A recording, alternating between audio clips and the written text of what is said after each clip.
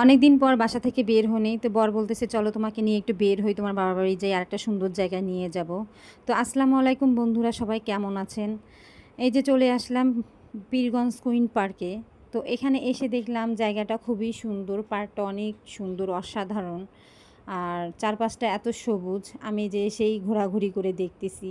এই যে চতুর্পাশে ফুলের টব লাগানো আছে, গাছগুলা লাগানো আছে, খুবই সুন্দর একটা পরিবেশ, অসাধারণ, একদমই অসাধারণ, খুবই ভালো। তো এসে আমার খুবই ভালো লাগলো। আর এরকম পরিবেশে কার না ভালো লাগে।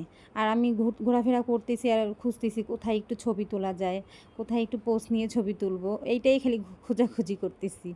তো বন্ধুরা, আপনাদের কার কার এরকম সুন্দর সুন্দর জায়গা ঘুরতে ভালো লাগে কমেন্টে জানাবেন। এই যে আমার মেয়েকে নিয়ে ঘুরতেছি, মেয়ে বলতেছে মা যাবো না, ওইদিকে যাবো না, পানি আছে। তা আমি বললাম তুমি থাকো, আমি একাই যাই নৌকা দেখতে। তো নৌকায় কেউ ছিল না, ওখান থেকে চলে আসলাম। এখানে দেখলাম একটা দোলনা, দোলনা দেখে দোলনায় বসলাম।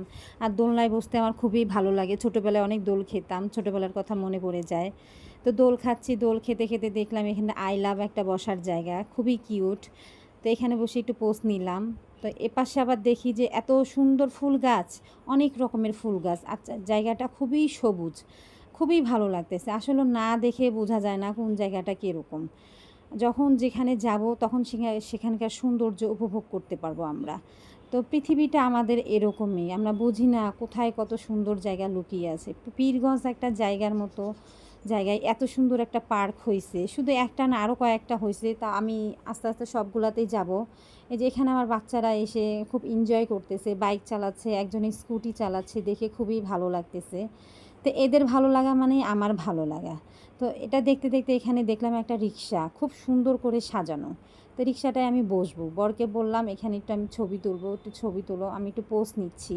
আর বলতেছি দেখো এখানে এত সুন্দর করে সাজিয়ে রেখেছে, এরকম যদি বাস্তব রিক্সা হতো খুবই ভালো লাগতো। আমার ছেলে দেখে ছেলেও বলতেছে মা আমিও রিক্সা চালাবো, ওকেও বসায় দিলাম।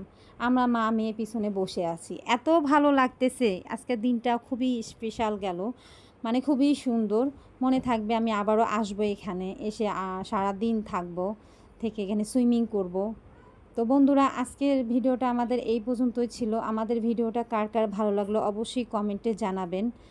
আর লাইক কমেন্ট শেয়ার সব অবশ্যই করবেন। আল্লাহ হাফেজ।